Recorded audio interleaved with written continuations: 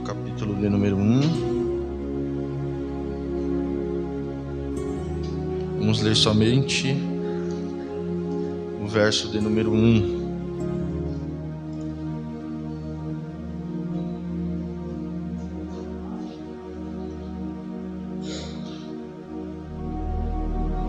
Vamos ler o verso 1 e 2, verso 1 e 2.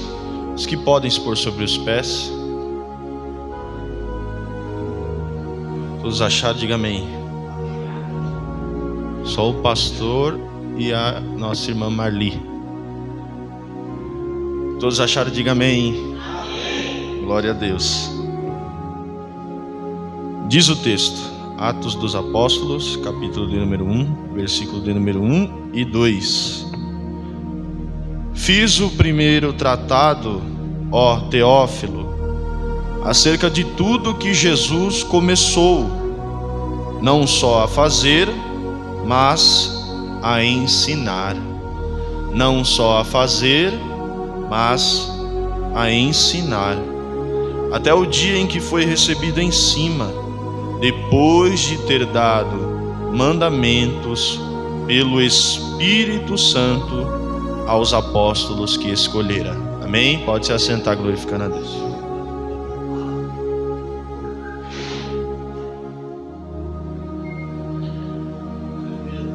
Irmãos,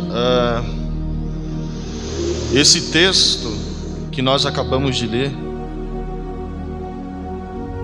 ele é direcionado a alguém e o texto vai dar o nome dessa pessoa.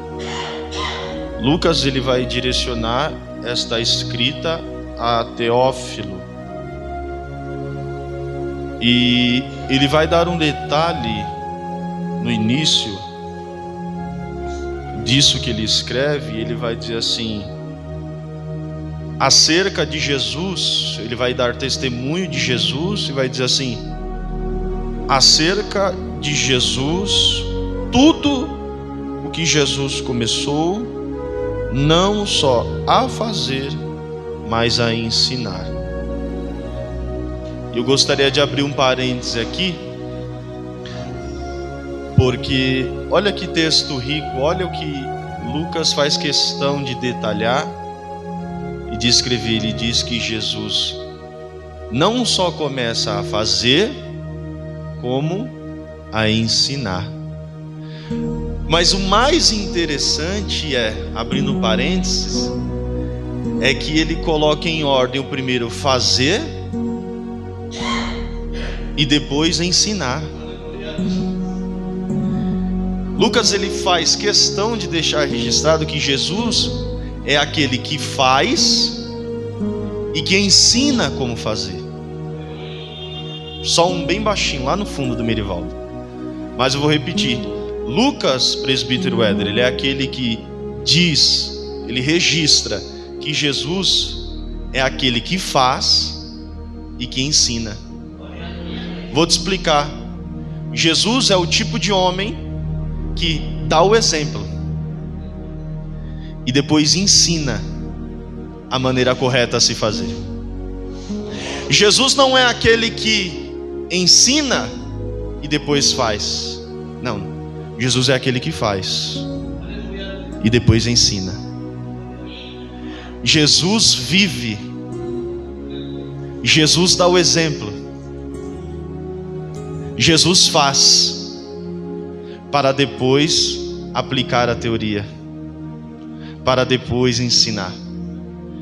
Então talvez alguém possa dizer assim: olha, você tem que viver o que você prega.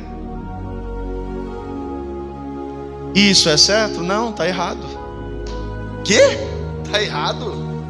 Então quando alguém diz que eu tenho que viver o que eu prego, está errado? Sim. Por quê?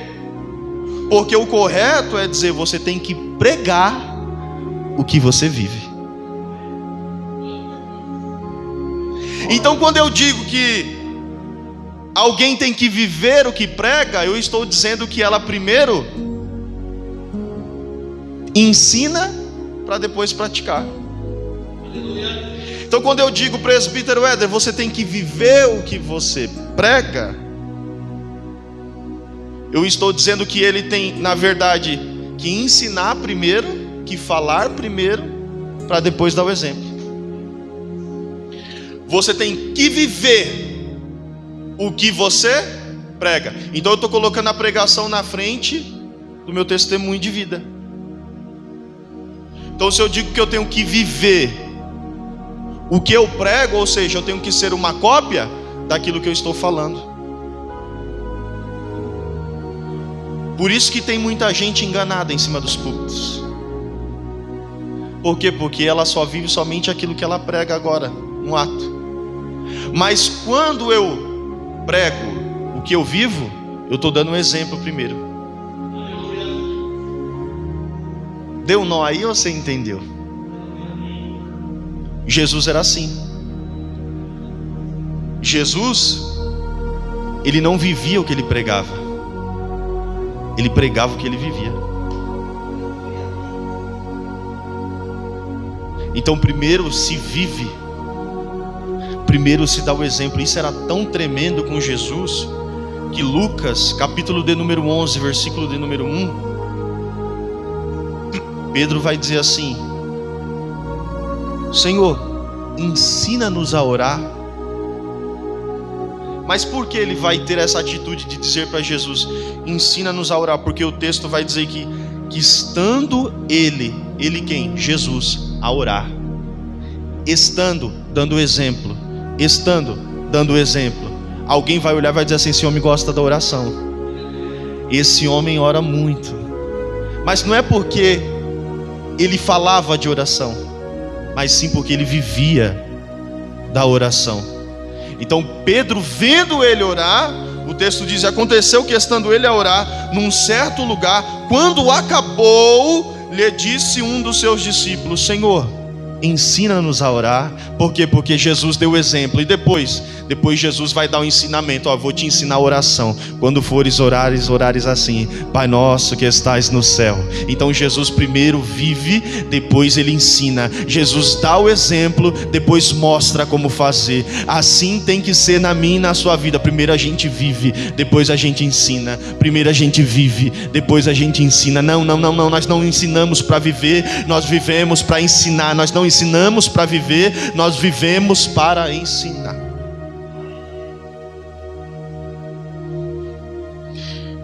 Então Lucas, ele faz questão de dar esse detalhe. Eu quero fechar um parênteses aqui agora e dar continuidade no texto. Ele vai dar mais uma riqueza nesse versículo. Ele vai dizer que Jesus, o que foi recebido em cima, ele recebeu mandamentos pelo Espírito Santo.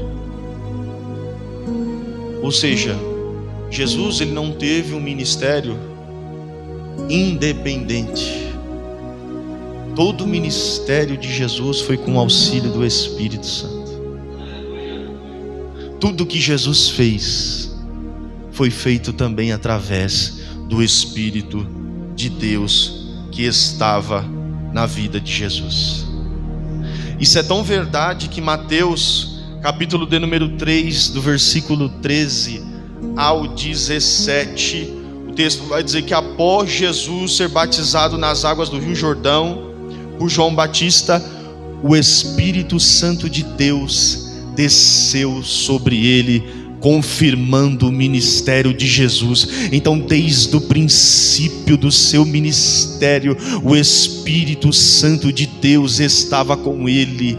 O Espírito Santo de Deus foi auxiliar em todo o ministério de Jesus. Foi uma peça-chave, foi uma peça fundamental no ministério de Cristo Jesus. E sendo Jesus batizado, saiu logo da água, e eis que lhe abriram os céus, e viu o Espírito de Deus descer sobre ele como forma de pomba e repousar sobre a vida de Jesus. O céu se abriu, e eis que uma voz do céu dizia: esse é o meu filho amado, em quem me compraz. Esse é meu filho amado, a quem eu amo muito. Jesus tinha uma vida de oração. E após vir da oração, ele foi ter com João para ser batizado.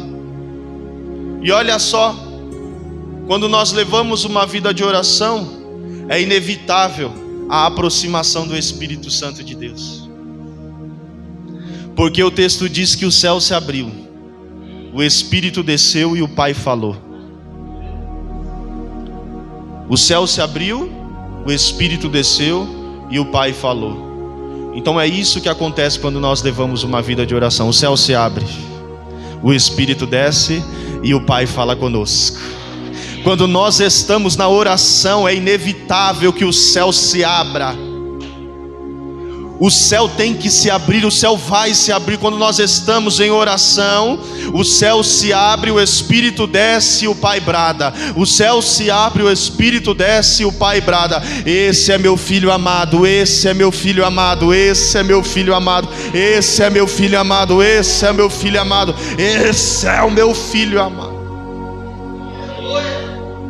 Então o início do ministério de Cristo é marcado já pela presença do Espírito de Deus.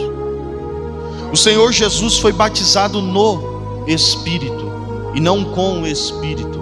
Nós não somos batizados com o Espírito, nós somos batizados no Espírito. Pois é. E aí, foi batizado com o Espírito? Não, fui batizado no Espírito. Por quê? Porque quando o Senhor nos pegou, o nosso primeiro batismo qual que foi? Nas águas. Não é o batismo de conversão? Então nós não somos batizados com água, nós somos batizados na água. Por quê? Porque há uma imersão nas águas, se torna único. Sim ou não? Então quando eu falo que eu sou batizado nas águas, é porque o elemento água e o meu corpo se tornam um só.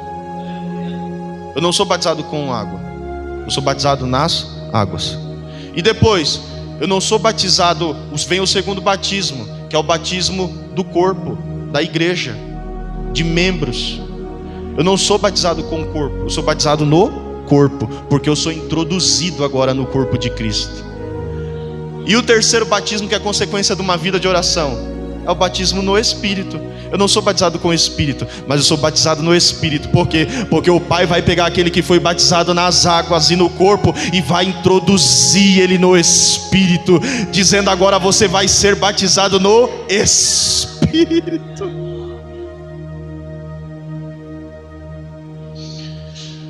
Então o Senhor Jesus, ele foi batizado no Espírito Santo e recebeu a plenitude do Espírito Santo, que diz em Isaías capítulo de número 11, versículo de número 2. O texto diz: repousará sobre ele quem? Jesus, o Espírito do Senhor, o Espírito de sabedoria, o Espírito de entendimento, o Espírito de conselho, o Espírito de fortaleza, o Espírito de conhecimento e o Espírito de temor ao Senhor. Então ele foi batizado no Espírito e recebeu a plenitude do Espírito na vida dele.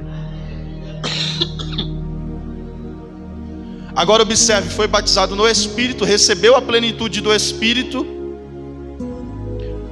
Porém, por mais que ele tivesse o auxílio do Espírito, ele o tinha porque ele tinha duas naturezas. Jesus, ele tinha a natureza divina e a natureza terrena, uma natureza humana.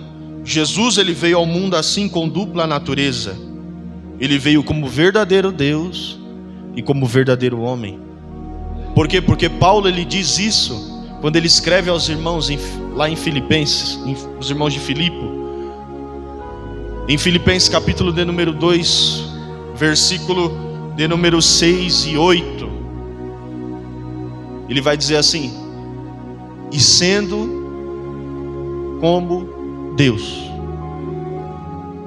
não teve por usurpação ser igual a Deus. Antes, humilhou-se a si mesmo, se esvaziando, e se achando na figura de homem, ele aniquilou-se a si mesmo, ele se esvaziou e foi achado como homem. Então ele tinha duas naturezas, a divina e a terrena, e a humana. E por ser homem, verdadeiro homem, ele dependia do Espírito Santo na vida dele. Ele viu a necessidade do auxílio do Espírito de Deus na vida dele. O Senhor Jesus nunca trabalhou isolado da pessoa do Espírito Santo. Ele sempre trabalhou em sociedade com o Espírito Santo de Deus. Jesus, ele foi ungido pelo Espírito de Deus. O profeta Isaías, 750 anos atrás, ele profetizou a respeito do Messias. Messias é uma palavra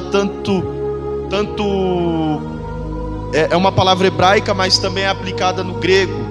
Então essa palavra Mexia, significa ungido. No grego é Christos, que é Cristo, que também significa ungido. Jesus, ele foi ungido na presença do Espírito de Deus e na presença do Pai.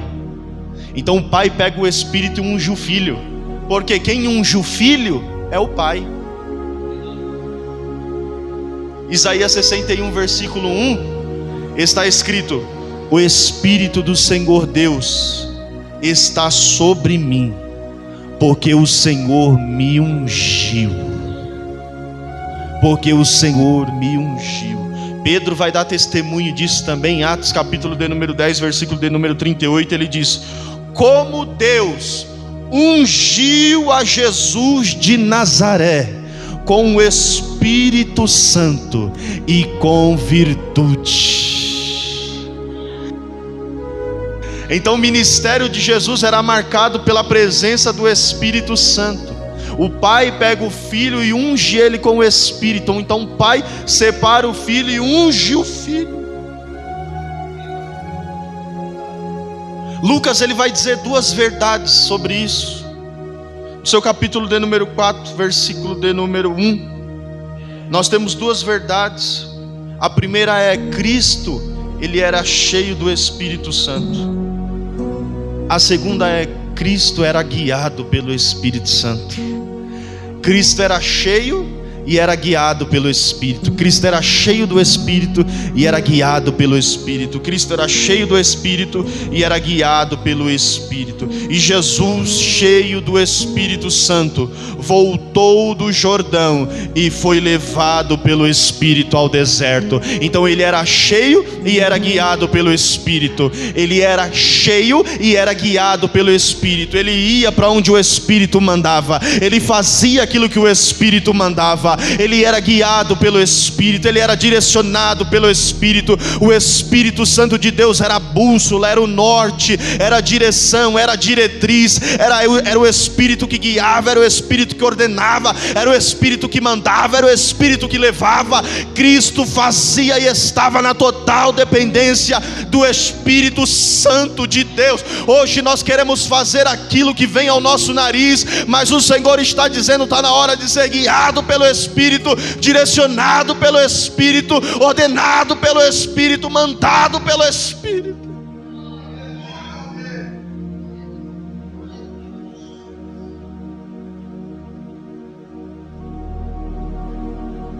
A unção do Espírito Santo estava em todas as partes da vida de Cristo. Cristo, ele era cheio, e era tão tremendo isso,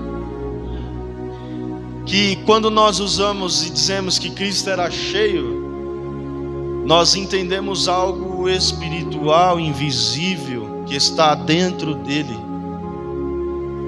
Mas Cristo, ele era tão cheio, que quem tocasse nele era curado.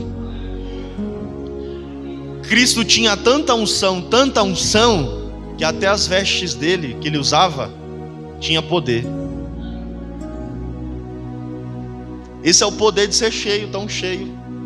Tem gente que é tão cheio, que se alguém chegar do lado dele é curado. Tem gente que é tão cheio, que se ele passar a sombra, o coxo volta a andar. Cristo era cheio nesse nível. Cristo era cheio num nível de que se ele cuspisse no chão e usasse a saliva dele, o cego voltava a enxergar. Você tem noção do que é isso, irmão? Ter unção na saliva? Você tem noção do que é isso? Ter unção na roupa, na vestimenta? E Jesus, ele tinha unção em tudo. Em tudo Cristo tinha unção.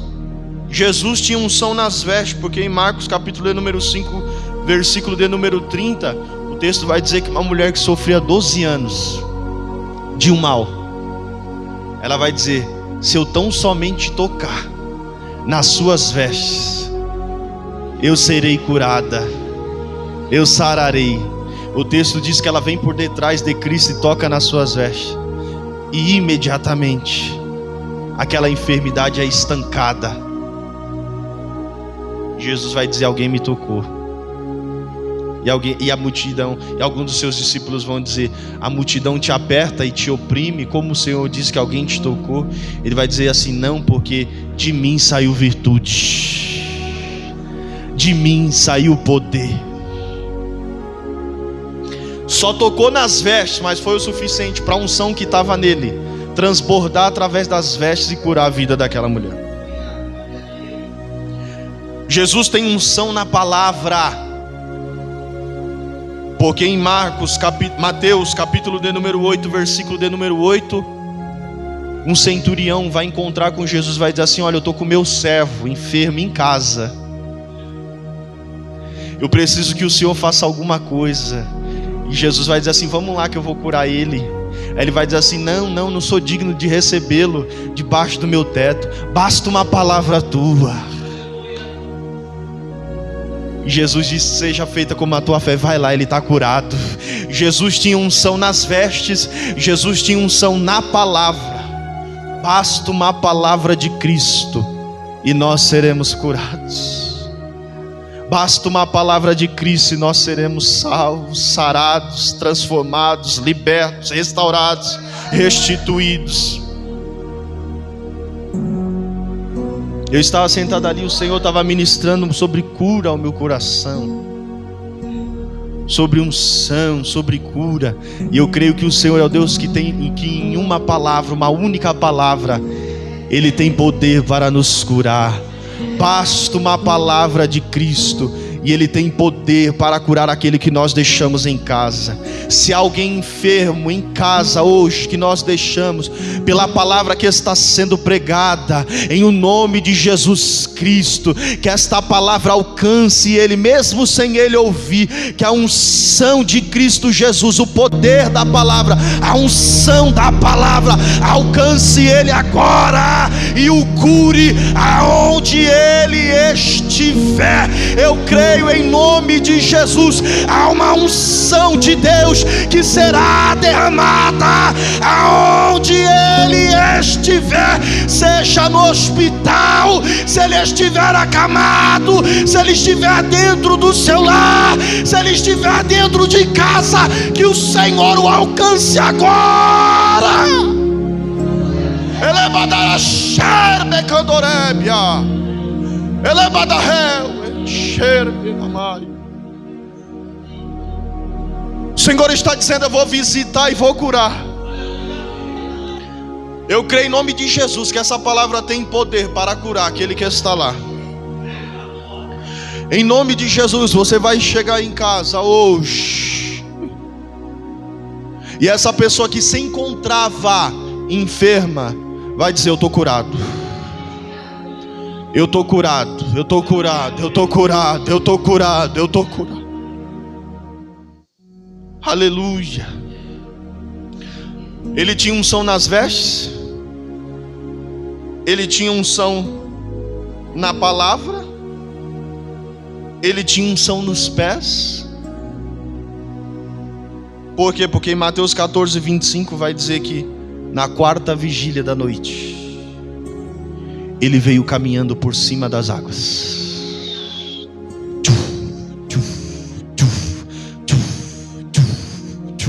Jesus pisava sobre as águas como alguém que pisa sobre um chão sólido. Ele tinha unção nos pés. E alguém vai dizer: quem é aquele que está vindo? É um fantasma? Jesus disse: não temais, sou eu. Não temais, sou eu. Não temais, sou eu, sou eu, sou eu, sou eu. Olha só, o texto diz que Jesus desceu do monte. Ele estava no monte orando. Jesus estava no monte. Jesus estava no alto. Jesus estava no alto, e o socorro sempre vem do alto. Jesus estava no alto, e o socorro sempre vem do alto. E enquanto tem alguém em desespero na madrugada dizendo: Jesus, faça alguma coisa, Jesus sempre desce. Vou explicar. A quarta vigília da noite é madrugada. E aquele que tem unção nas vestes, unção nos pés e unção na palavra, quando ele vê alguém desesperado na quarta vigília da noite dizendo: Senhor, me socorre, Jesus me socorre, ele desce, ele te atende. E ele vem ao teu encontro. E quando alguém diz assim: quem é? Quem é que está chegando? Quem é que está vindo? Ele diz: não temais, sou eu. Não temais, sou eu. Eu cheguei. Não temais, sou eu ouvi a sua oração. Não temais, sou eu. Hoje é uma resposta de Deus para mim, para você. Jesus está dizendo: não se preocupe, não temais, sou eu. Não temais, sou eu. Não temais, sou eu. Jesus, ele chega nesses momentos em que nós estamos desesperados, e ele é aquele que tem a unção. Ele diz assim: não se preocupe, eu tenho a unção que você precisa, eu vou te curar, não se preocupa. Eu tenho a unção que você precisa, eu vou te libertar, não se preocupa. Eu vou transformar, eu vou salvar, vou libertar, vou dar vida, vou pôr de pé, vou restaurar, restituir, vou dar ânimo, vou dar graça, vou derramar poder, vou derramar unção, vou transformar, eu vou mudar, vou fazer tudo novo. Esse é o Jesus que nós servimos. Ele tem unção na saliva. Então ele tem unção nos pés, ele tem unção nas vestes, ele tem unção na palavra, ele tem unção na saliva. Porque o texto vai dizer que ele pega um cego de nascença, está lá em João capítulo número 9. Ele vai pegar a sua saliva e vai misturar com barro. Ele vai passar no olho daquele homem. Agora eu imagino Jesus ali, lembrando do primeiro homem que ele formou. Olha só, uma tipologia aqui de Gênesis. Jesus, ele traz Gênesis para João 9, Éder. Porque não há ninguém que entenda mais de barro do que ele. Ele está dizendo: peraí, o primeiro homem foi feito perfeito, eu não fiz um homem assim não. Ele enxergava. Vou dar um jeito em você, vem aqui. Ele pega o barro, a matéria-prima, homem, passa nos olhos daquele jovem e diz assim: vai lá e lava-se no tanque. E quando ele se lava, ele volta a enxergar. Você imagina o próprio Criador colocando as mãos. Que privilégio, hein? O único que recebeu isso foi aquele cego e Adão, mais ninguém na Bíblia. Então o próprio Criador vai lá, mexe nos olhos dele e diz: vai, volta a enxergar. Vai lá e se lava e pronto. Então ele tem um som. Ele tem unção nas vestes, ele tem unção na fala, ele tem unção nos pés, ele tem unção na saliva, e ele tem unção no dedinho. Até no dedinho dele tem unção. É muita unção para um homem só. Porque a Bíblia vai dizer lá em Marcos capítulo número 7 que ele pega um gago de nascença. Ele é surdo e gago, porque quem não ouve bem não fala bem. Então ele vai pegar esse jovem, ele vai levar à parte, e o texto diz que ele, com o dedo midinho, ele passa em sua boca e depois coloca na boca desse jovem e nos ouvidos desse jovem. Ele olha para o céu e diz: Efatá, que quer dizer abra-te. E logo aquele jovem que não ouvia, e por não ouvir bem, não falava bem, ele voltou a ouvir e a falar. Jesus restaurou o ministério. Por quê? Porque quem não fala bem não ouve bem. Quem não ouve bem, perdão, não fala bem. Jesus restaura ministérios assim, fazendo com que aquele que não ouve bem passe a ouvir bem. Para quê? Para poder falar bem. Então Jesus, ele tem unção nas vestes, ele tem unção nos pés, ele tem unção na fala, ele tem unção na saliva e ele tem unção no dedinho. Tudo em Cristo tem unção. E a unção, ela vem por onde? A unção, ela vem pela cabeça. A unção vem pela cabeça. É assim ou não é? Até hoje. Nos nossos dias, quando alguém é ungido, onde que é derramado óleo? Na cabeça. É por isso que o Salmo de número 133 vai dizer: é como óleo precioso sobre a cabeça. Quem é a cabeça? Vou te dar a oportunidade de novo. Quem é a cabeça? Vai mais uma vez. Quem é a cabeça? Então, quando o texto diz que o óleo desce sobre a cabeça, é sobre Cristo, porque Ele é o cabeça da igreja. É como óleo precioso sobre a cabeça, e que desce sobre a barba. Quem é a barba? Quem é a barba? A barba são os apóstolos, que estavam ligados direto à cabeça. Então o óleo vem do cabeça, só que automaticamente ele escorre sobre a barba. E a barba que está ligada à cabeça são os apóstolos, os 12 que Cristo separou. E aí o texto vai dizer: e a barba de Arão, e que desce a orla das suas vestes. Então peraí, é o óleo sobre a cabeça, sobre a barba e sobre as vestes. Sobre a cabeça, sobre a barba e sobre as vestes. A cabeça é Cristo, a barba são os apóstolos. A gola, porque quando ela escorre sobre a barba, ela cai sobre a gola das vestes, são 120. Então vem sobre Cristo, sobre os apóstolos, e sobre os apóstolos, sobre os 120. Só que o texto vai dizer que o óleo continua descendo e cai no vestido, na vestimenta. A unção do vestido é a veste, é o corpo, é a igreja contemporânea. Então ela vem sobre Cristo, sobre os 12, sobre os 120, sobre a igreja contemporânea. Só que o texto vai dizer que esse óleo ele chega lá na orla. Que igreja é essa? É a igreja do arrebatamento.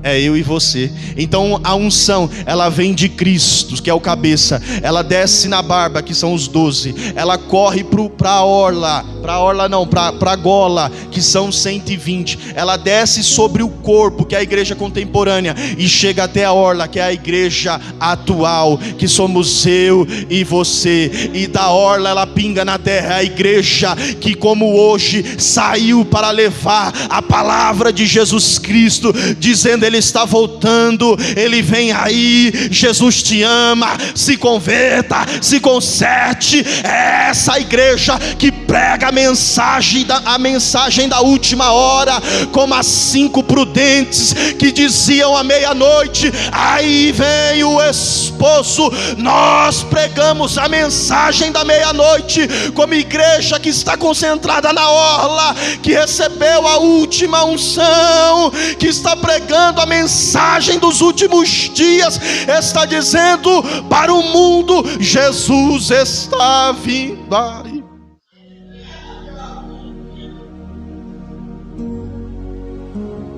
Então observe que o texto diz que vem da cabeça e corre pelo corpo todo. Ela vem da cabeça e corre pelo corpo todo. Eu vou encerrar aqui. Ela vem da cabeça e corre pelo corpo todo. Agora observe uma coisa. A unção, ela corre para o corpo todo. Paulo vai dizer assim que nós somos membros de um corpo.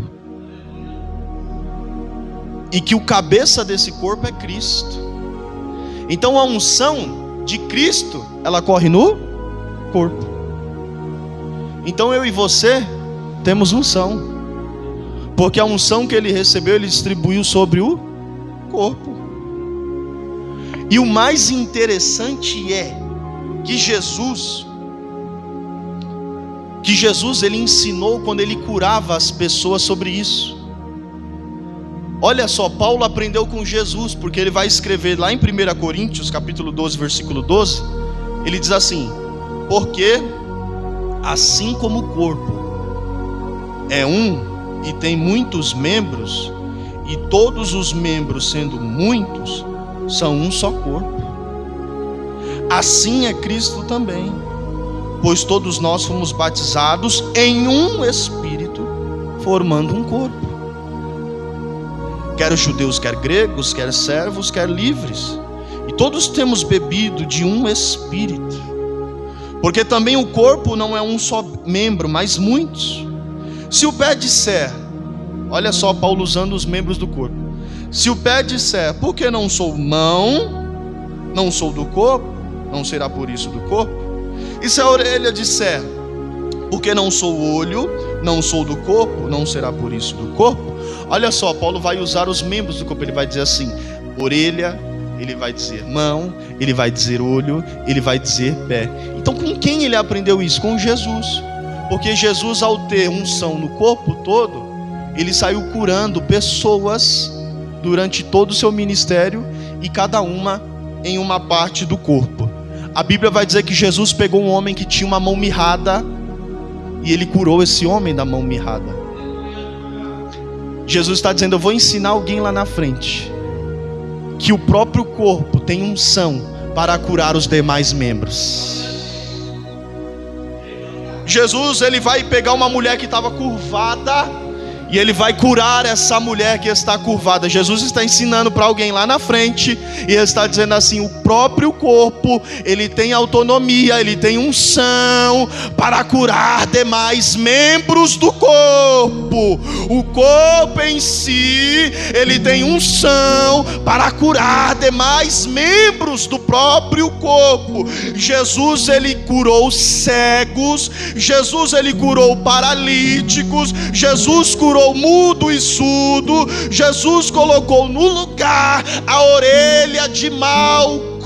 Então Jesus, ele está mostrando que o próprio corpo, ele tem unção para curar demais membros. Você recebeu a unção do cabeça, você tem unção para curar demais membros enfermos dentro do corpo.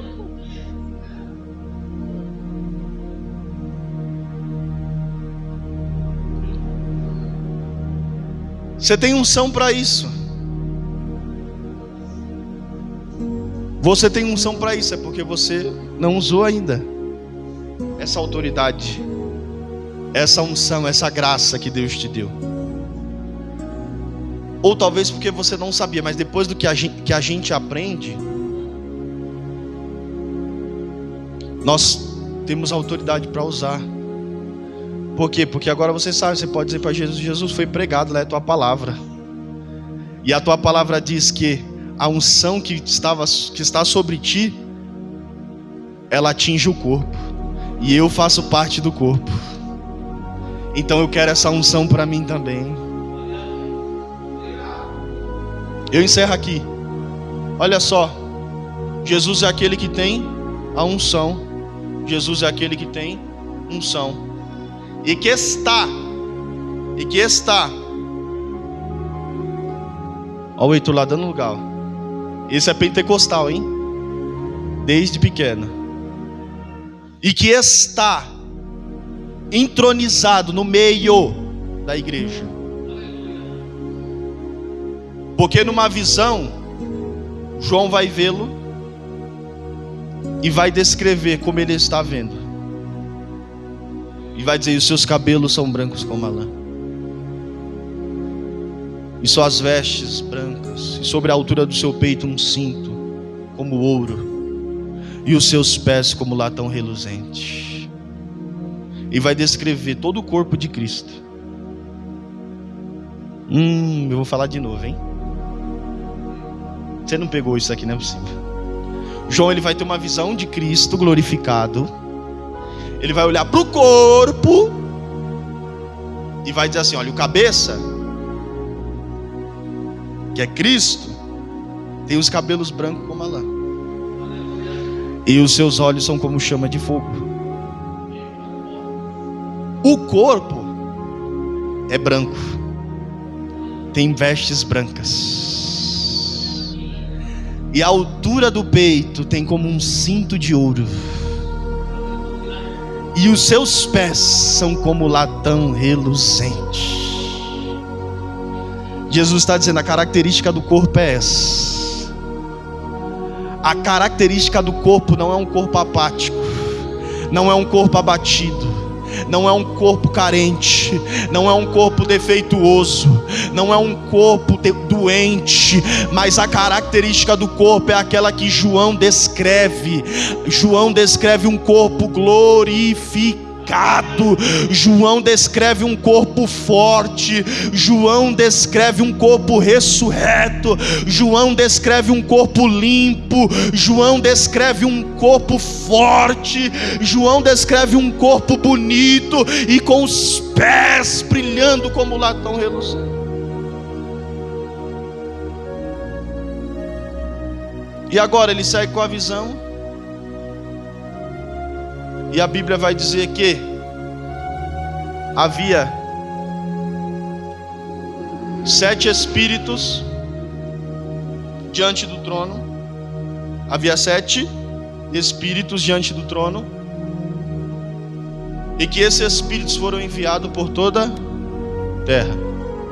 Por toda a terra. Os discípulos que estão ali, orando em Atos capítulo de número 1, eles acabaram de ver Jesus subir. Eles passaram 7 dias em oração. Não 10, 7. Não vou falar o porquê, numa outra hora eu falo. Eles passaram 7 dias em oração. Eles estão orando por um propósito. Qual é? Ser revestido de poder. Qual é o propósito? Eu já vou terminar, irmão. Vocês estão aí ainda? Ser revestidos de poder. A plenitude que estava em Cristo, que nós lemos em Isaías, são esses espíritos que aqui estão. Por quê? Porque João ele vai descrever como 7, porém é um só, que desceu em Atos 2. Olha só, Isaías está escrito: Espírito do Senhor, Espírito de sabedoria, Espírito de entendimento, Espírito de conselho, Espírito de fortaleza, Espírito de conhecimento e Espírito de temor. Isaías está dizendo que repousará sobre Cristo toda a plenitude do Espírito, Espírito de temor, de conhecimento e etc. Nós lemos 7, sim ou não? Em Apocalipse vai dizer que haviam 7 espíritos. Olha só. E tinha um cordeiro, e havia um cordeiro como que havendo sido morto, e tinha 7 pontas e 7 olhos, que são os 7 espíritos de Deus enviados sobre toda a terra. Perdão, igreja. Então, quando Cristo ele sobe em Atos, que ele ascende aos céus, que ele entra nos céus, que ele é glorificado, o Espírito ainda não havia sido enviado. Por quê? Porque tem uma igreja orando lá embaixo, esperando ser revestida de poder. Então, enquanto Cristo está ascendendo ao céu e está entrando na glória, há uma igreja orando durante 7 dias.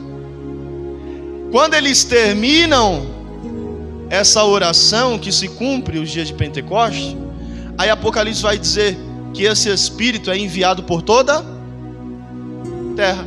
Aí se cumpre Atos 2. E havendo cumprido o dia de Pentecostes, ouviu-se do céu um som como de um vento impetuoso, que encheu toda a casa. E foram vistas por eles línguas repartidas como de fogo, a qual repousaram sobre cada um deles. E todos foram cheios do Espírito Santo de Deus.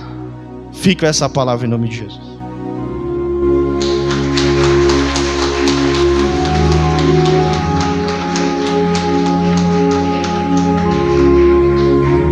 Aleluia. A paz do Senhor, igreja. Graças a Deus, né?